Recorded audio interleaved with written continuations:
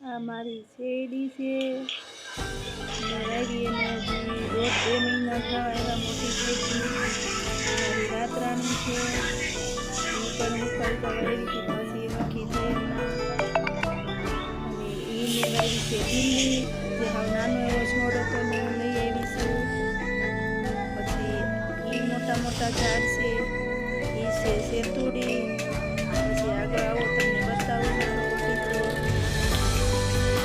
તો એ મેં ટગરીનું નાનું ઝાડ વાવ્યું હતું, એમાં પણ ફૂલ આવવા માંડ્યા.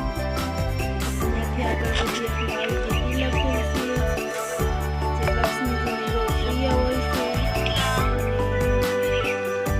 એમથી આગળ જશું તો આવશે આપણું મોટામાં મોટું ઝાડ છે, જે 2 વર્ષ પહેલાં વાવ્યું છે. એમાં જામફળ બેસવા માંડ્યા છે, જામફળનું ઝાડ છે. ત્યાંથી આગળ વધો આવી ગયા મારા મસ્ત મજાના ગુલાબ પણ આવવા માંડ્યા છે.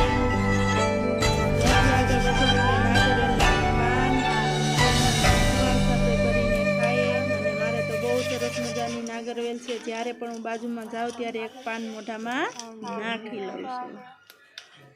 બસ ત્યાંથી આગળ વધો એટલે મારા બગીચાની અંદર સીતાફળીનું ઝાડ છે, જેમાં નાગરવેલની વેલ ઉપર ચડી ગઈ છે. પછી ત્યાંથી આગળ વધો એટલે મારે એલોવેરાના પણ ઓલા વાવેલા છે છોડ. ત્યાંથી આગળ વધો એટલે એ પથરીના છોડ છે, જે પથરી થઈ હોય તો પાન ખાવાના હોય ને પથરી મટી જાય. ત્યાંથી વધો તો લીંબુડીમાં નાના નાના લીંબુ આવવા માંડ્યા. જો મોટું લીંબુ પણ આ દેખાય છે, જોયું ને.